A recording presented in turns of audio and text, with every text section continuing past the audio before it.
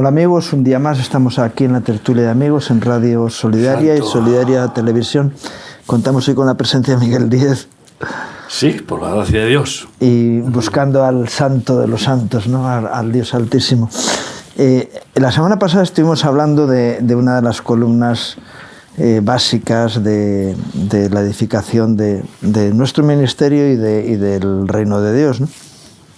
La base, evidentemente, es Jesucristo, el fundamento, y luego estuvimos hablando del evangelismo como búsqueda primordial de la labor de la Iglesia, de que las personas conozcan el nuevo mensaje de salvación y la buena noticia, ¿no?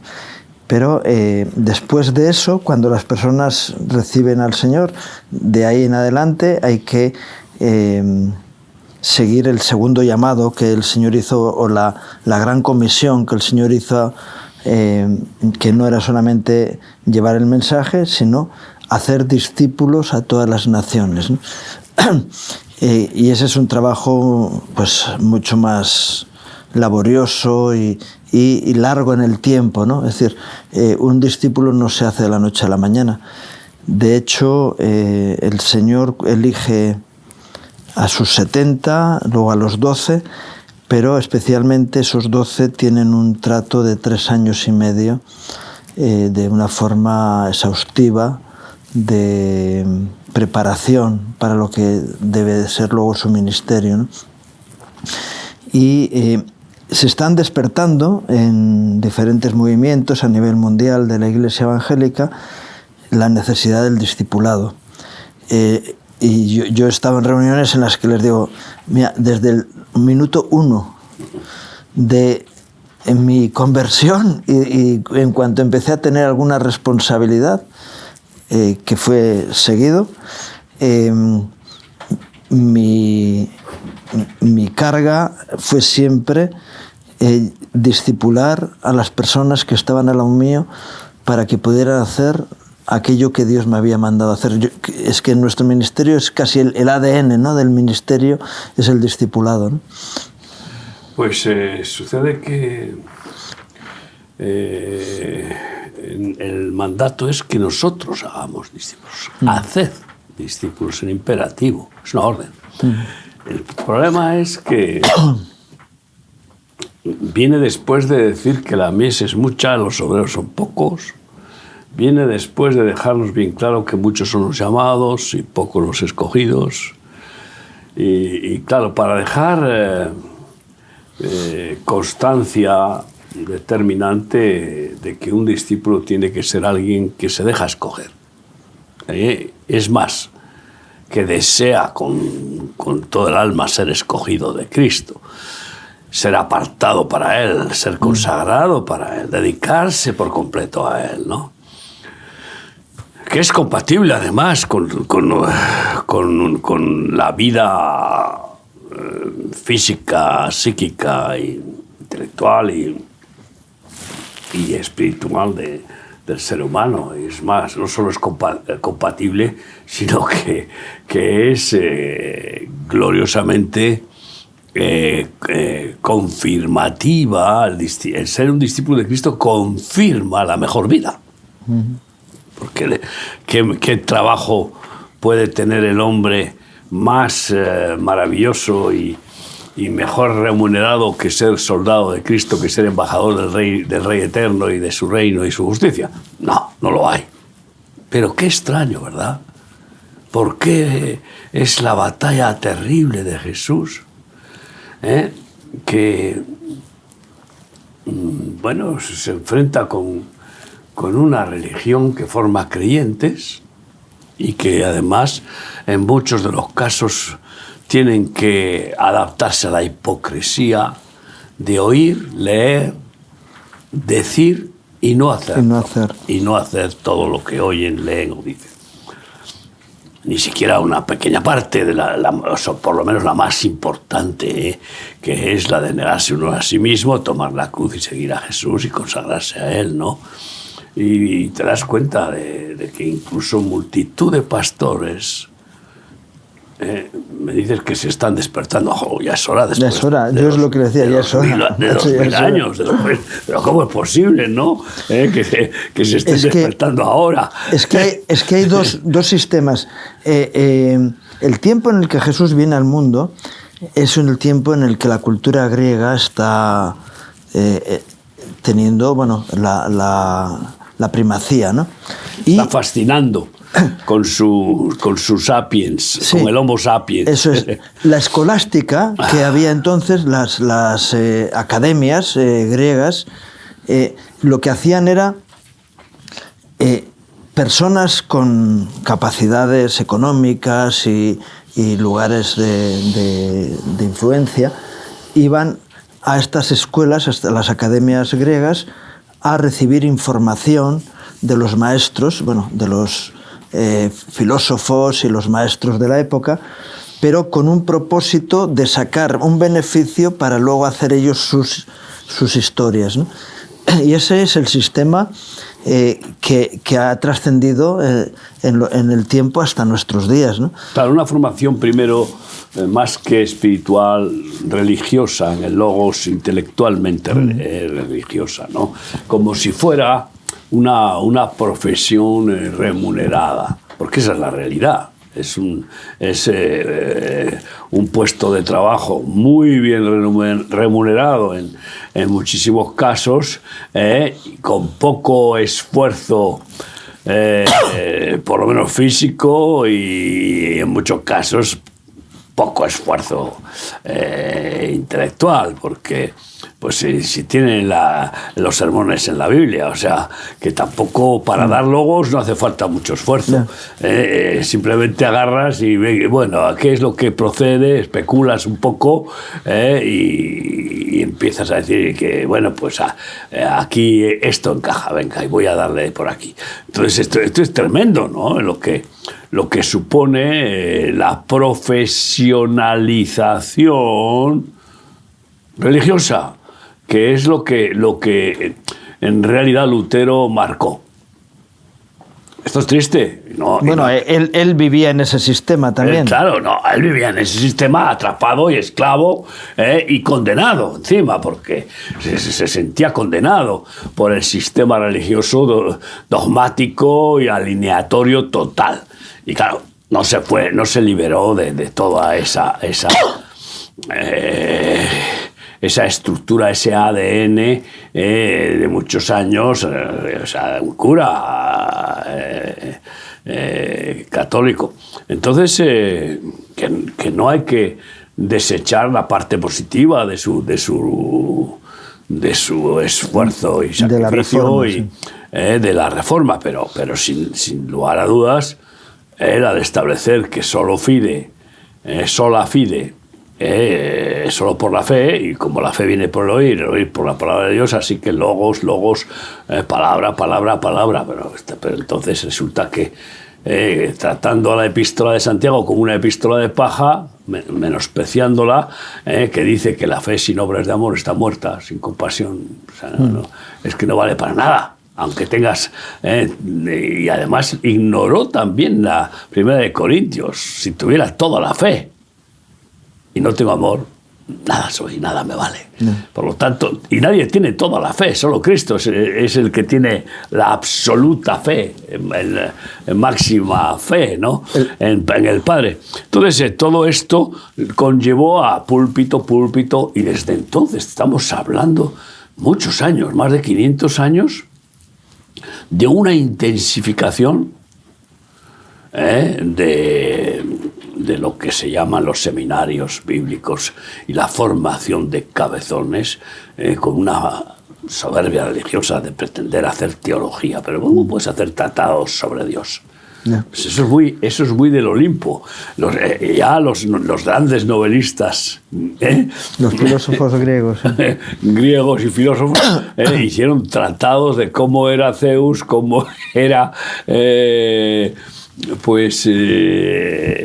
Júpiter, y cómo que devoraba a sus hijos, y no sé, toda una especie de fantasmagoría elucubrativa, pero todo eso embelesa al conocimiento contaminado por el árbol del conocimiento del bien y del mal desde Adán. Y sigue embelesando hoy. Más que nunca, porque encima imagínate ahora, con toda la tecnología de la superinformación, que las personas están idiotizadas por una adicción constante a la información. Y la inteligencia artificial, que es inteligencia, que no es sabiduría. Claro. Porque no puede, no existe el concepto de sabiduría artificial, porque no puede serlo. No, y además tampoco es la inteligencia, porque la inteligencia verdadera solo viene de Dios, porque Él habla en Proverbios, empiezan los Proverbios de mis palabras y vais a adquirir inteligencia y sabiduría. Y solo de Dios viene la inteligencia verdadera. Es una inteligencia totalmente manipulada, sí, contaminada, y producida por todo un azar. Fíjate tú, ahí entra el azar. El azar de lo que es la estadística. Es decir, bueno, si esa premonición, esa cábala, de que si en los datos... Sí, los modelos matemáticos. Los modelos matemáticos, los algoritmos, tienen información sobre 100 millones de situaciones parecidas a las que se está analizando, pues de esos 100 millones sacan lo que en esa manipulación creen que es lo más probable. Y cuidado, probabilidad no es... Sí. Si hablan 99%, siempre el principio de incertidumbre queda ahí en la matemática. Pero la certeza, que es la inteligencia, tiene que tomarse como la participación de la infalibilidad de Dios, igual que la sabiduría, igual que la fe, igual que el amor, es infalible. Sí. Entonces, yo creo que pues desde entonces, no solo Lutero, sino todos los demás, y hoy todavía pues están completamente dogmatizados intelectualmente en esa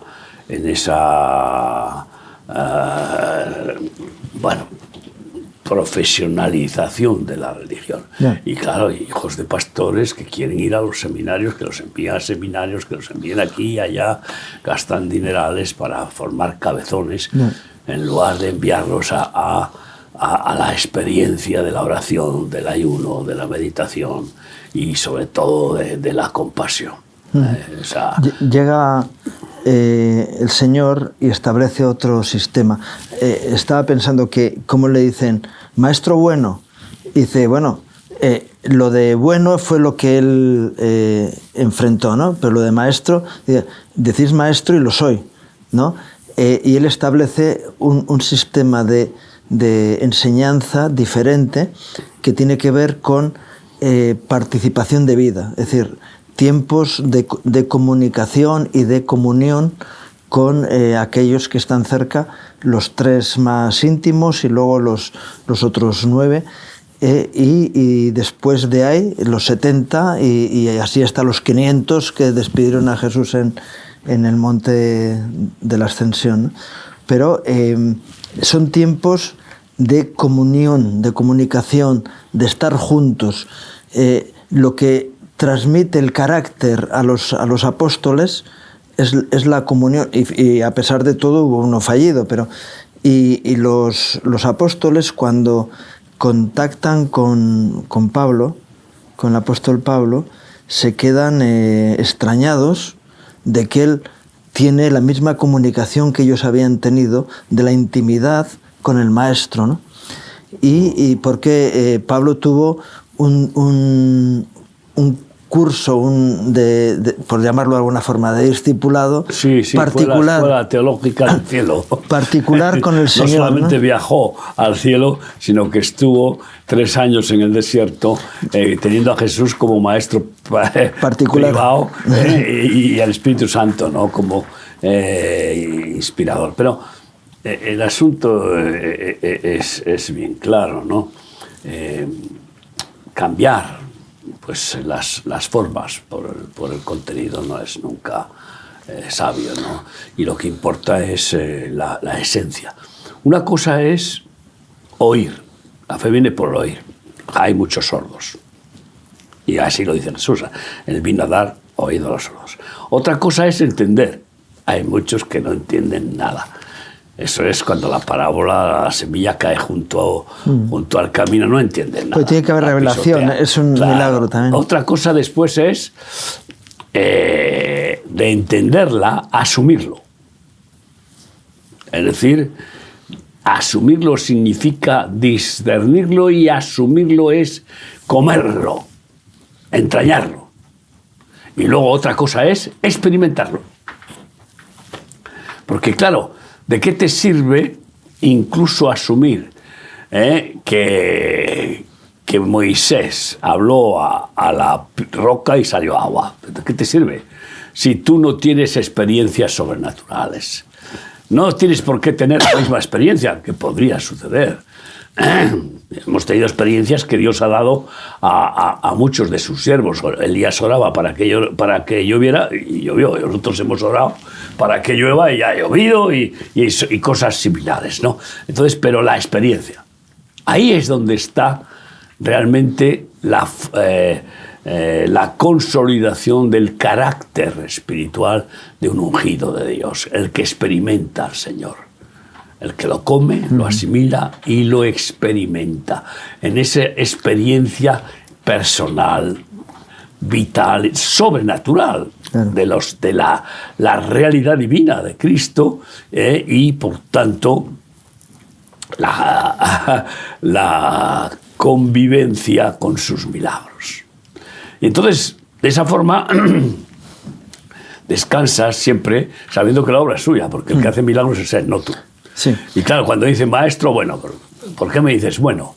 No dice que no lo es, sino no. ¿Por qué me llamas bueno? Si bueno, no hay uno más que Dios, ¿me estás llamando Dios? Este es el tema, ¿no?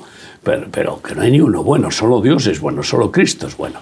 Y entonces, partiendo de ahí, tiene que haber, lo que tiene que hacer la Iglesia no es reflexionar de que ya necesitan hacer discípulos, porque se dan cuenta, por ejemplo, una de las consecuencias que yo he visto en este cónclave en el que ha sido, es que están muy contentos de cómo las congregaciones se llenan de latinos, pero no hay nacionales. Esa es un poco la tristeza que han sacado, ¿no? No hay españoles dentro de las congregaciones. Pero se dan cuenta que los latinos vienen, la mayoría, pues habiendo sido ya miembros de las denominaciones evangélicas de los países donde proceden. Por lo tanto, tampoco ni siquiera ha habido una evangelización a esos latinos, ha habido una ubicación, que es diferente. Y entonces, pues, bueno, claro, ven la necesidad de decir, esto no puede ser. No puede ser. Y no se dan cuenta que la necesidad no está en tenemos que hacer discípulos. La necesidad es ¿por qué no hemos hecho discípulos? ¿Por qué pasan los años y no hacemos lo que Jesucristo nos manda? Porque no somos discípulos, la primera respuesta. Es la primera reflexión. ¿Cómo alguien que es discípulo de Cristo no va a tener la pasión de hacer discípulos? Por favor, es como un hombre que se casa y que ama a la familia no va a querer tener hijos. Pues es algo parecido, porque hacer discípulos en realidad es participar de la paternidad espiritual de Dios. Porque es como transmitir, enseñándole las mismas cosas que yo os he enseñado. Cristo es cabeza del varón, el varón es cabeza de la familia, de la mujer y de los hijos, y entonces transmite lo que recibe de su autoridad.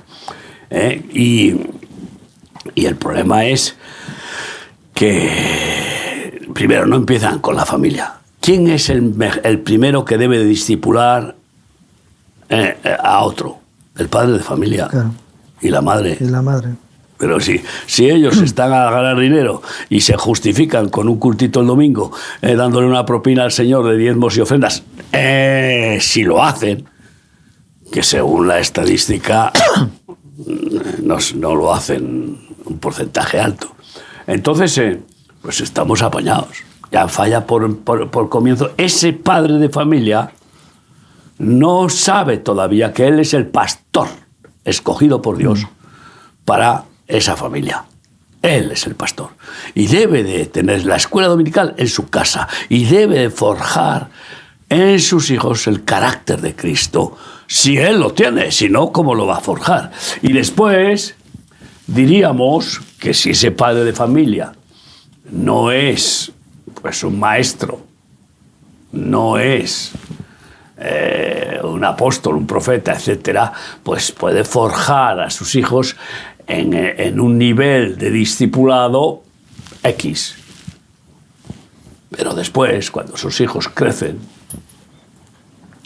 deben ser puestos al cuidado directo de los ministros ungidos. Sí, como la parábola del talento, ¿no? Que claro, dice, debías haber puesto el talento a los banqueros. La figura del maestro es muy importante en el discipulado, ¿no? Porque nadie puede enseñar lo que no sabe y no puedes transmitir lo que no eres. Cuando la transmisión de una enseñanza es teórica, eso no tiene ninguna sustancia real, ¿no? Entonces, el maestro debe ser alguien que como dice la palabra, que el labrador antes debe trabajar primero, antes de comer el fruto. Él, ¿no? ¿Sabes? Pero ahí no es del todo completo eso. Nadie puede enseñar lo que no sabe. Peor aún es enseñar algo que sabe y que además es correcto sin fe, sin creer en ello. Es que, ¿te imaginas? Es que es terrible. Sin tener fe, no puedes ser convincente. Y entonces puedes enseñar de la forma más insípida, por muy académica que sea, y sin el respaldo de Dios. Porque sin fe es imposible agradar a Dios. Y si no se agrada a Dios, no va a participar. Esta es la realidad. Así que si los mismos pastores no creen en la necesidad de ser verdaderos discípulos de Cristo, pues solamente creen que tienen que hacer discípulos, porque si no, no funciona, esto no funciona, claro, esto no crece, pues entonces están teniendo una pretensión de proselitismo y de crecimiento, sí, ministerial, no de su ministerio, o de sí mismos, ¿no? Entonces esto todo tiene que ver con la fe y el amor, porque sin fe no hay nada, y si la fe sin amor no vale nada. Por lo tanto, primero yo creo que viene la convicción de pecado y de juicio al conocer el mensaje de Jesucristo, al conocer al Señor. Viene el verdadero arrepentimiento, la metanoia, el cambio de mente, de odiar lo que antes se acariciaba, y viene la petición, la humillación, el bochorno, decir, pero bueno, ¿cómo es posible que yo haya cometido estos pecados? Pero ¿cómo es posible que haya sido yo tan irrespetuoso con Dios y conmigo mismo, con mi esposa, con mis hijos? ¿Cómo es posible? Y luego, por lo tanto, viene la santa humillación de pedir perdón, Y después el Señor en su misericordia nos perdona, nos libera de esa carga en la conciencia, de ese peso. Me dice a mí, todos los que estéis trabajados y cargados, el peor peso es el que viene, está en la conciencia. Y nos da descanso, Shabbat. Pero además, después viene la relación personal, porque no se acaba ella, he conocido al Señor, me ha perdonado y ahora el Señor se ha ido a otro lado y yo, bueno, pues voy a procurar hacer lo que tengo planeado, pero siendo más educadamente moderado, o sea, más respetuoso. No, ahí empieza lo que es el nuevo nacimiento. Si ha habido verdaderamente una muerte por la espada de dos filos que ha entrado en el alma y la ha partido y te ha acabado con la naturaleza vieja, la ha matado. Entonces ya viene una pasión irrefrenable, que es el nuevo nacimiento. Decir, madre mía, nuevo a estrenar, Jesucristo me ha cambiado. Y viene el imposible, inevitable, irrefrenable deseo de testificar, de confesarlo a otros.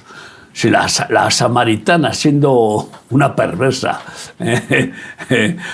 fornicaria y adúltera, resulta que nada más que recibe la revelación de que Jesucristo es el Mesías, no puede parar, va inmediatamente a contarlo. Y ese es el evangelismo.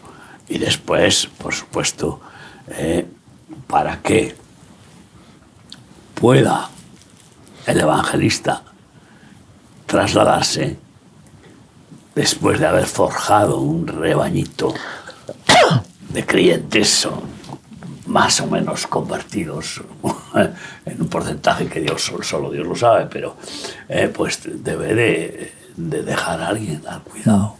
Y para eso pues deja a su hijo espiritual más ungido, más fiel, apto, idóneo.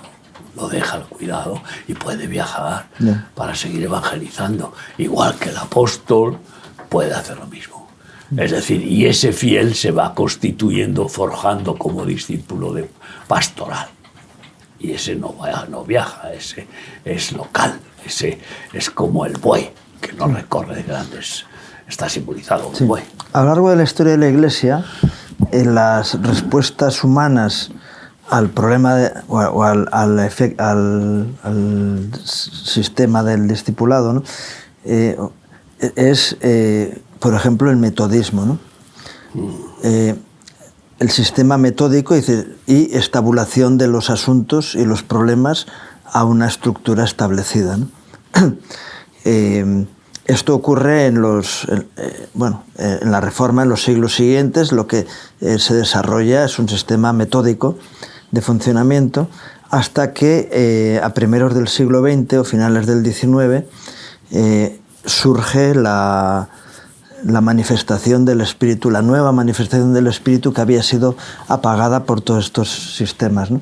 Desgraciadamente, luego el pentecostalismo también tiende al metodismo, es decir, a estabular, a controlar. Sistematizarse, a organizarse. Confundir orden con organización es un error gravísimo. Dios es Dios de orden. Y quiere que pongamos... Y el Espíritu Santo es el de orden también. ¿Sí? Claro, Dios es Dios de orden. El Espíritu Santo bienaventurado el que ordenara su camino, ¿no? Entonces, poner las cosas en orden, eso es fundamental. Pero en el orden divino, no en un orden rígido que pretende ser dogmático incluso contra Dios, que Dios no lo pueda ni cambiar. Es que estos son los dogmas. Entonces, volvemos a blasfemar, porque Dios tiene potestad para cambiar lo que quiera cambiar. Lo que pasa es que nunca va a contradecirse. Ahora puede suceder que haga cambios que incluso sorprendan, porque habían sido ordenamientos que se consideraban como infalibles e imposibles de sustituir y resulta que no lo eran. Y ahí es donde está la regeneración, revolución, renovación constante del Espíritu Santo, ¿no? En la obra, en la Iglesia de Cristo, que es el Paracleto. Pero ordenar, claro que ordenar, bendito aquel que tiene en orden su casa. Dice, primero empieza por ordenar tu propia casa, tu vida. Ordena tu mente. Sobre todo guarda tu corazón. Eso es poner el orden. Sí. Y poner las preferencias, es decir, claro. ¿Qué es lo más importante? Un conflicto que surge siempre en la vida cristiana es qué es lo más importante. Y ahí surge un... Bueno, yo ya no diría lo más importante, sino lo más inmediato que Dios quiere. Sí, lo prioritario, ¿no? Lo prioritario, quizás esa es la mejor palabra. Porque a veces valorar como importante algo que sí que tiene importancia y que nos roba las energías, el esfuerzo o lo que sea, la financiación o los obreros que se han de dedicar para lo prioritario, pues estamos apañados. Entonces, ese equilibrio solo lo produce la obra del Espíritu Santo y en la comunión de los consejeros. Es decir, que por eso la multitud de consejeros está la victoria.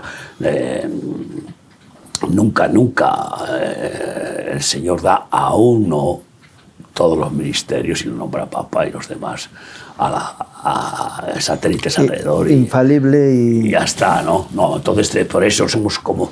Si somos miembros del cuerpo de Cristo, resulta que a unos les pone como orejas y a otros como pies y a otros como nariz. Entonces, ¿qué significa? Que da diferentes ministerios para que conjuntamente se ordene el cuerpo.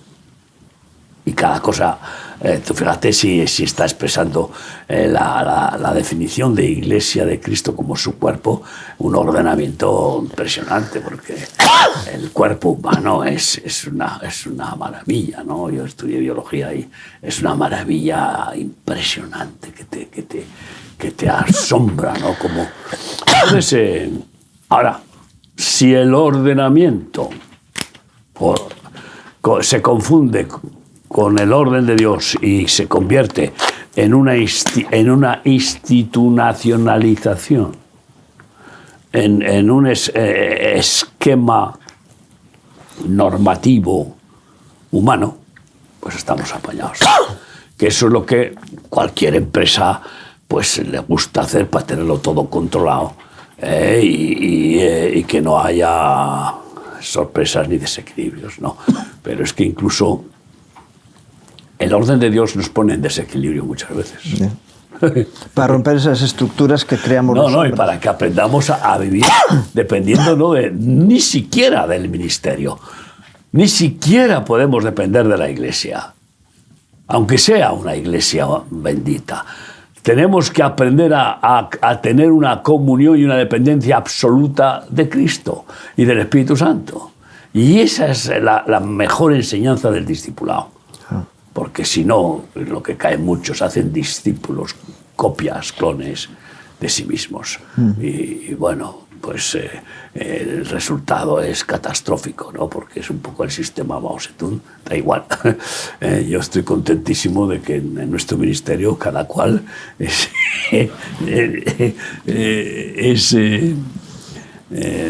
mantiene su identidad, su personalidad en diferente, la diferencia, ¿no? Con ese respeto que Dios da. Sí, nos enseña a amarnos como somos, no como nos parecemos al modelo que nos hemos prefigurado que debe ser, ¿no? Porque es verdad que hay un modelo que es Cristo mismo. El problema es que la revelación de cómo es el Señor es parcial, tenemos parcialmente, ¿no? Entonces tenemos un modelo al que no vemos completamente cómo es, y por eso hay algunos que tienen una forma de ser según ese modelo diferente que otros, porque miran de diferente lugar o tienen una visión tienen unos prejuicios parcial, o unos complejos o unos subjetivismos, unos sentimientos. Entonces el asunto está claro, no se puede hacer fotocopias. No se puede, o sea, hacer discípulos no es hacer una fotocopia ni clones, simplemente es transmitir las verdades asimiladas, experimentadas, que Cristo nos ha dado y con las cuales ha forjado en nosotros su carácter. Y transmitirlas en el poder del Espíritu Santo, de tal forma que el único que puede dar el convencimiento y que puede grabar esas verdades, cambiando el carácter de los discípulos, es el Espíritu Santo. Porque en definitiva es borrar los caracteres religiosos, intelectuales, humanistas, en definitiva sentimentales e intelectuales, para forjar los caracteres, es decir, esas verdades que tú sabes, bueno, en imprenta, ¿no? Caracteres, la huella. Pues lo que hace Jesucristo es forjar su carácter en nosotros, con sus virtudes, y borrar esas huellas maléficas heredadas en la maldición del hombroso, de que el hombre es la consecuencia de la herencia y el medio ambiente. Claro, desde el punto de vista... Bueno, esas son circunstancias que ayudan o pero estorban. Humanamente, pero desde el punto de vista espiritual, el Señor rompe con todo eso. Claro. Es como la medicina moderna, los médicos dicen, nosotros ya no tratamos enfermedades, sino enfermos. Con lo cual, cada persona reacciona de una forma distinta ante la enfermedad, y también las medicinas que se le aplican funcionan de una forma diferente. Es que eso en me unos que en parece otros. selectivo. La medicina selectiva va siendo una revolución importante, porque cada paciente que tiene, aunque tenga la misma enfermedad que otros, es diferente en su forma de sufrirla, y por lo tanto el tratamiento no puede ser igual, ni la dosis, ni siquiera a veces la medicina, ¿no? Pues espiritualmente es igual. Aquellos que alinean el discipulado en un sistema pedagógico, yo es que, mira, sufro y me río por no llorar, en un sistema pedagógico de estabulación, de estabulación, de escuela, de seminario, pues o sea, esas personas fracasan rotundamente, porque tienes que tener la vía del espíritu con unas diferencias tremendas, y como pastor discipulador, pues que puedes incluso disciplinar, corregir, exhortar, amonestar y hasta castigar al alumno en cierta manera, al discípulo, pues el Espíritu Santo te puede llevar a ser hoy, en el concepto de este global, injusto. Injusto, claro. Porque tratas con más o menos severidad a uno que a otro, o con más o menos misericordia a uno que a otro. Entonces, bueno, pues es que esto y claro, ¿para qué? Para que nadie se crea que puede forjar un sistema espiritual que pueda sustituir al Espíritu Santo, que pueda ser de éxito humano, de ninguna manera. El hombre es un fracaso y lo seguirá siendo hasta su muerte, salvo que viva en el éxito del nuevo hombre, que es Cristo Jesús. Claro. De hecho, hay algunos flashes en los evangelios del trato, son pequeños detalles, pero del trato del Señor con sus discípulos más cercanos, ¿no? Tenemos el caso de Juan, al final del Evangelio de San Juan, cómo el Señor trata con Pedro, y bueno, y cómo lo había tratado anteriormente en varias ocasiones, ¿no? Pero es un caso paradigmático los tratos del Señor con Pedro, ¿no? Con un hombre con un carácter explosivo, muy sincero, pero muy explosivo, y cómo el Señor lo va tratando, ¿no? Y hay en Juan, creo que es el capítulo 20, o 22, ¿no? Y como le dice, me amas más que a estos, y hay un trato específico, y Pedro le dice, porque viene Juan detrás y dice, oye, ¿y qué de este? ¿Y qué pasa con Juan, no? Le dice, oye, a mí me estás aquí corrigiendo, me estás tratando, ¿y qué hay de eso? ¿Y este qué va a ser de este? Como diciendo, igual no, este no se va a morir, este es de los que a lo mejor se quedan hasta que vuelvas. Sí, es que allá, también iba por ahí, ¿eh? Allá tú. Sí, no. No, pero dices, ese es mi asunto con él. Pero claro, es que hasta que Pedro no recibió el bautismo del Espíritu Santo, tú fíjate, siguió teniendo una... Bueno, y después, un doble ánimo terrible, ¿no? Una lucha entre su carácter impetuoso y prepotente, orgulloso y religioso, y la revelación que había recibido de Cristo, ¿no? Hasta el punto de negarle 3 veces a Jesús, y la última con blasfemia, como Jesús le profetizó, ¿eh? Y hasta el punto también de que cuando actúa con misericordia, aparentemente con misericordia, Señor, no permitas que te pasen estas cosas, apártate de mí, Satanás. Es que le llama demonio, le llama Satanás. Entonces, que ese trato, pues, manifiesta, para empezar, primero, que no puede ser que Jesucristo dejara No, Pedro, no. Evidentemente, primero, porque además no fue Pedro el apóstol de Roma. O sea, fue Ni Pablo. se sabe que haya estado nunca en Roma. Exacto. Y entonces, segundo, pues oye, Pedro, pues sí que, por supuesto, fue honrado por Jesús en muchas maneras. Y bueno, cumplió incluso la profecía de Jesús, de que te ceñirán, ¿no? Y acabó, pues, siendo ejecutado, ¿no? Por Cristo, pero eso le honró después de haber dicho que moría por él y con él y negarle 3 veces. Pero el fundamento de la Iglesia de Cristo es Él es la roca eterna.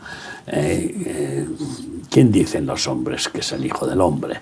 Pues unos dicen que es Juan Bautista, otros que Elías, otros que algunos de los profetas. ¿Y quién decís vosotros que soy yo? Y Pedro dijo, tú eres el Cristo, el ungido, el Hijo del Dios viviente. El Mesías, el único Mesías, el Salvador. Y entonces, bienaventurado eres tú, Pedro, porque esta verdad que has dicho no te la ha revelado carne ni sangre, sino mi Padre que está en los cielos. Y tú eres Petros, piedrecita. Y sobre esta Petra, y eso delante de un monte roca inmenso que era donde estaba el templo al dios Pan, que es muy significativo, ¿no? Sobre esta Petra, esta roca, esta verdad que has dicho, edificaré mi iglesia. No sobre una piedrecita, que bueno... Que luego tuvo que ser corregido por Pablo. Que luego encima porque por miedo a judaizar a los gentiles. A los gentiles que se convertían a Cristo. O sea, y ahora le metió un repaso y gracias a eso, Pedro pues también reconoció a Pablo como el máximo exponente de la revelación de Cristo. Sí, luego en sus cartas, curiosamente, sin haber estado codo a codo con Cristo, lo reconoce como el de mayor revelación que ha tenido y que de cosas que son difíciles de entender. Y se achanta. Y así Pablo salva el primer cisma que estaba queriendo producir Satanás y los judaizantes, los religiosos, en Jerusalén. Desgraciadamente, pues en esa persistencia de atacar a los cismas se produjeron después. Claro. ¿Por qué? Pues por la debilidad de que no había más Pablos. Es decir, que fue comenzando la decadencia de la Iglesia original en una manera impresionante, sobre todo desde que Constantino se convierte en el primer papa del catolicismo, de la religión católica formada en el sincretismo entre Babilonia... Sí, estamos hablando del siglo IV. Sí, tercero, más o menos. 300 y algo, siglo IV. Sí, siglo IV, sí, a principios del cuarto, sí. Total que a partir de ahí ya fue ya la hecatombe. Y entonces pues vino toda el oscurantismo de siglos. Bueno, y una corrupción, una inmoralidad y una confusión y una connivencia con Babilonia brutal, hasta el punto de sustituir ídolos por estatuas de santos y vírgenes. Y bueno, ¿para qué vamos a hablar? Tú fíjate, cuando se reinaugura la Catedral de Notre Dame, los obispos van vestidos, parece un carnaval. Sí, ahora ya es que ha evolucionado mucho. Con trajes de Como colorines. Promulgan la evolución del hombre orangután, pues ahora también la evolución de la religión. La religión tiene que evolucionar y adaptarse a los nuevos tiempos. Y entonces babilonizarse.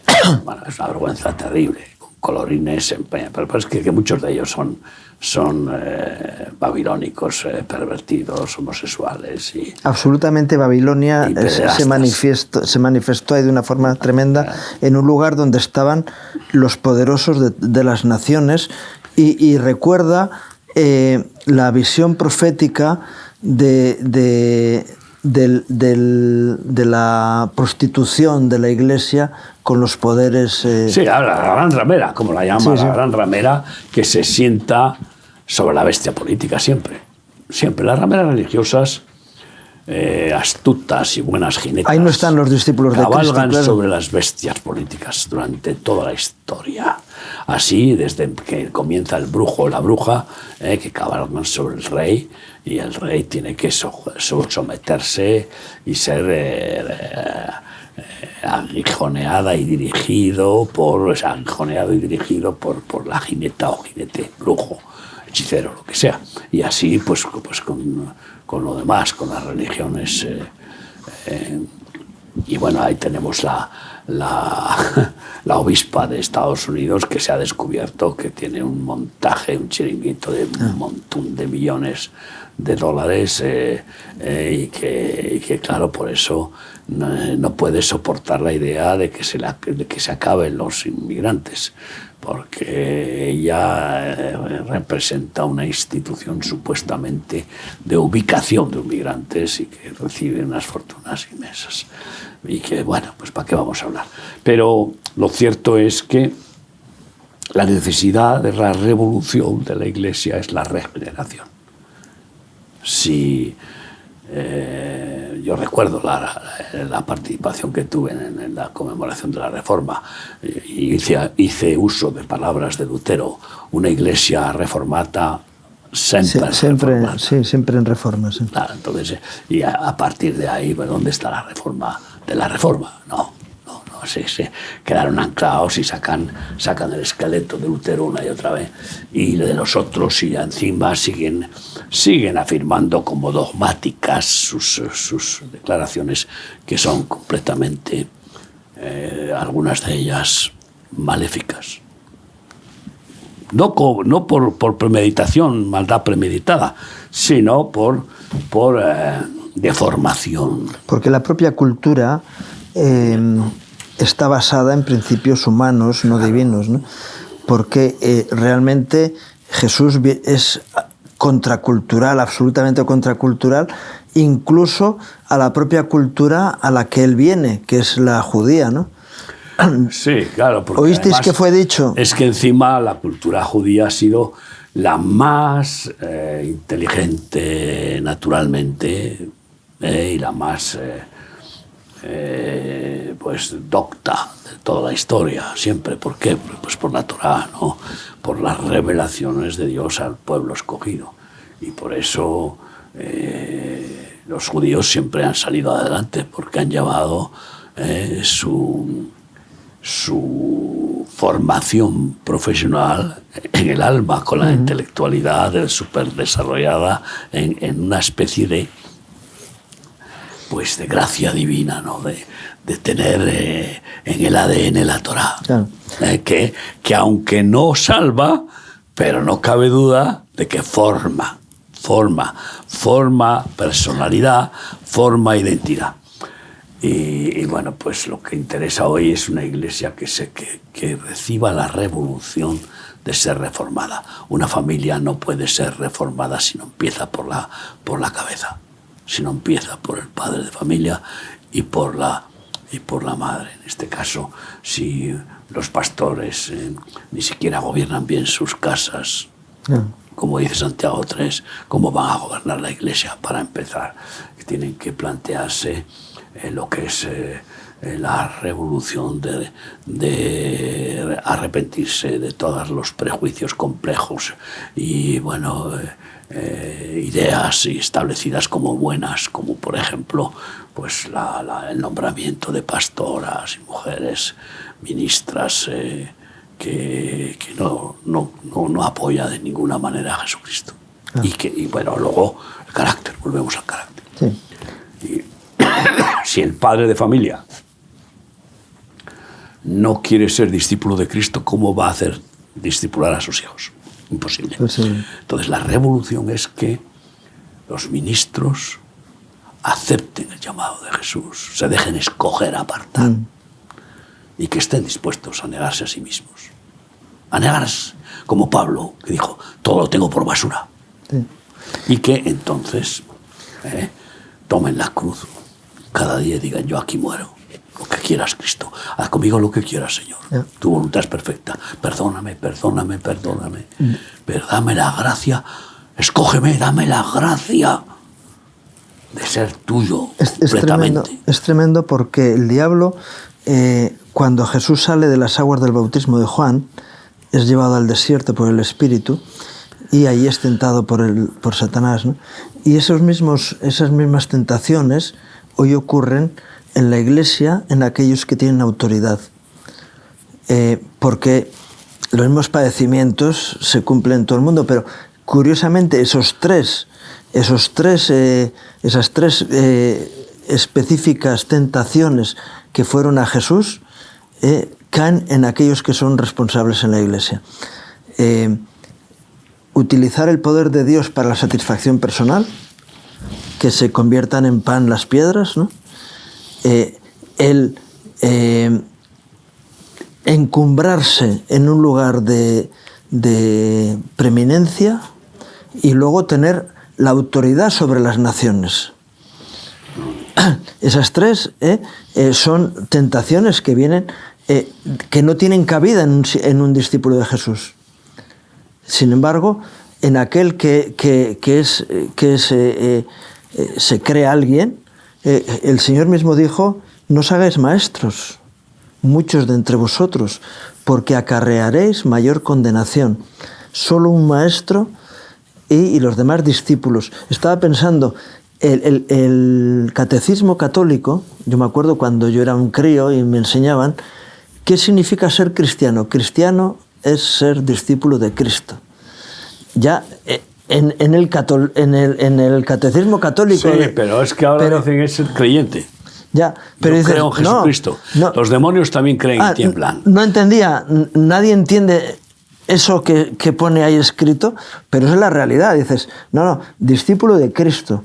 Es decir, maestro, y el maestro te enseña eso, a tratar con tus propias debilidades, a perdonar a los demás, a devolver bien por mal, a amar al prójimo, que eso es un milagro, eso está fuera de la razón humana. Estaba yo hablando hace poco con un abogado judío, y él me decía, el hombre no puede cambiar su corazón. Es verdad, el hombre no puede cambiar su corazón, pero Dios sí puede cambiar los corazones de los seres humanos. Y entonces uno aprende lo que significa misericordia, quiero y no sacrificios, ese tipo de cosas que solamente se pueden aprender del verdadero maestro. Y solamente aquellos que anhelan tener como maestro al Señor van a poder entender estas cosas. Y es curioso ver que a lo largo del globo terráqueo te encuentras con personas que han recibido esa misma enseñanza de la parte de Dios. Y dices, la misma revelación que Dios ha tratado en mi corazón está tratando con gente en diferentes lugares del mundo. Aquellos que quieren ser discípulos de Cristo. Sí, no hay otra forma que el Señor no pide lo que no puede Él hacerlo en nosotros, hacer discípulos a todas las naciones, enseñándoles que guarden las mismas cosas que yo os he enseñado. Por lo tanto, es la respuesta del Señor, pues ayúdame a hacer los discípulos con tus enseñanzas por medio de tu Espíritu Santo. igual que a mí me has enseñado.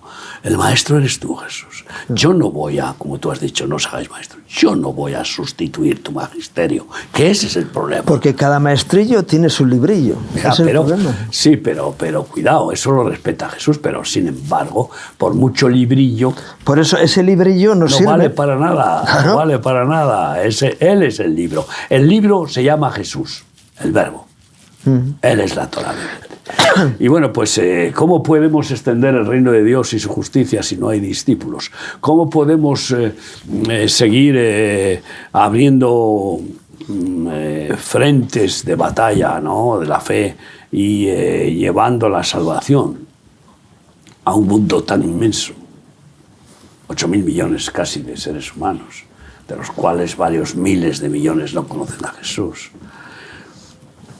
Y cómo después estableceremos lo que ya, los graneros, mal llamados templos antiguamente, que en las congregaciones, ¿no?, las quejilas, si no hay ministros. Y ahí está el énfasis que tú has planteado en este programa, en esta tertulia desde el principio, la necesidad de verdaderos discípulos que puedan ser después esos pastores de esas congregaciones. ¿Y con qué carácter? Con el de Cristo. No profesionales que se han buscado el modus vivendi, sino pastores que dan la vida por las ovejas. Esos son los verdaderos pastores, esos son los verdaderos discípulos. Y entonces, pues, cuando las almas encuentran a alguien que los ama así a muerte, pues muchos, o aunque sean unos pocos... En esto consiste el amor. Es claro, se sentirán embelesados y maravillados y verán a Cristo en ese pastor. No que es Cristo, pero verán a Cristo. Es decir, que verán que el testimonio, son testimonio de una verdadera comunión con Cristo, intimidad, dirección y unción de Cristo. Y en ese espíritu, pues, estamos queriendo... desde hace 44 años, ir por todo el mundo, extender el reino de Dios, establecer su justicia y con esa prioridad absoluta de hacer discípulos a todas las naciones, para que haya más pastores. No hace falta que haya muchos profetas, no, pocos, siempre había pocos. No hace falta que haya tampoco tantos apóstoles, Jesús nombró 12, pero pastores, hace falta millones de pastores en el mundo ahora mismo, verdaderos pastores, que ahí es donde tiene que haber una revolución, que los pastores profesionales que están pues viviendo a costa de las ovejas y que están pues condicionados por sistemas que los tienen pues dominados y que se deben al sistema que representan la denominación y por tanto no viven la libertad del Espíritu Santo, vayan siendo sustituidos por verdaderos ungidos, verdaderos pastores de Cristo, verdaderos discípulos que se entusiasman con dar la vida cada día por las almas, por sus ovejas humanas, ¿no?, que Dios les pone bajo su autoridad.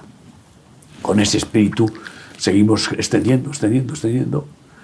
Y hoy queremos anunciar que el próximo domingo, si Dios quiere, a las 6 de la tarde, tenemos la inauguración de una congregación muy especial, porque va a ser una congregación en el catering de Remar, donde hay una escuela de hostelería, ¿no? De hostelería oficial, o sea, totalmente legalizada y funcionando con profesionales, y ahí vamos en ese lugar a establecer una congregación muy especial, con un evangelismo con merienda, merienda evangelística lo vamos a llamar, y entonces pues les invitamos, una merienda gratuita, sí, les invitamos, por favor, acudan el domingo a las 6 de la tarde, si Dios quiere estaré personalmente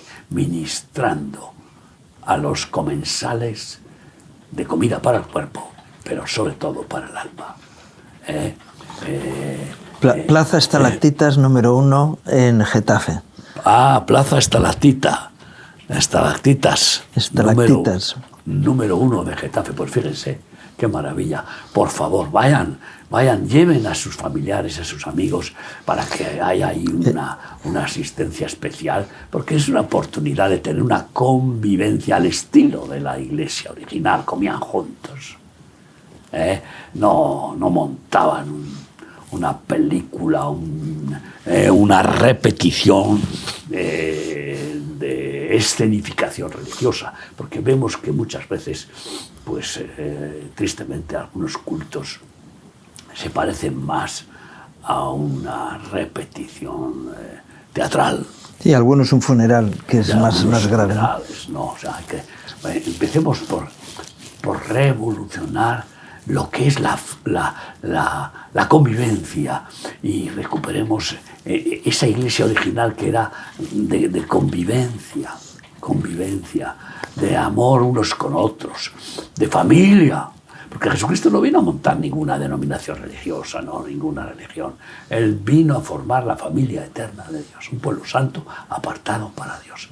Vengan y conozcan que les amamos desinteresadamente, y con mucho gusto podré ministrar y orar por alguna persona en particular que llegue con una necesidad de enfermedad o de cualquier otra circunstancia.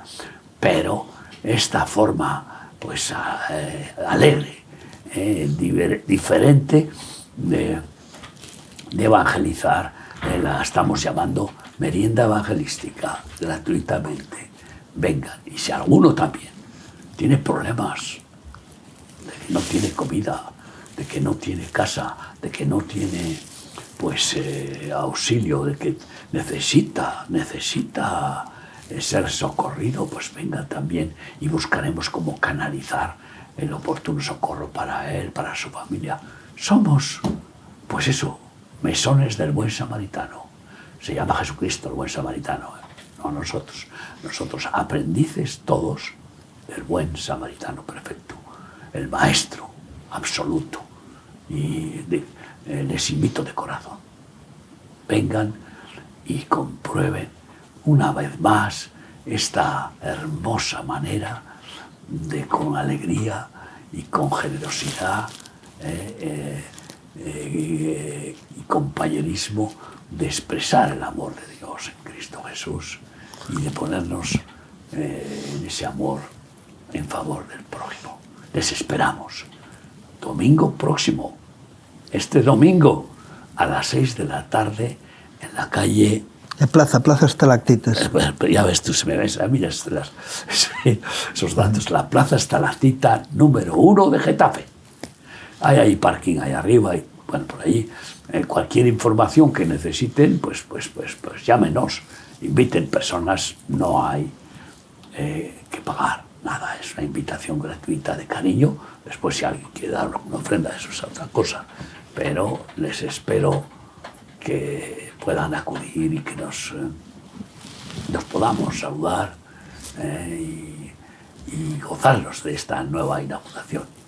Una congregación diferente, que el plan es ese, seguir habiendo locales de comunión, en realidad, que quejilás, como dirían en la época original de Jesús, de convivencia, de fraternidad, de amor de Dios en Cristo Jesús.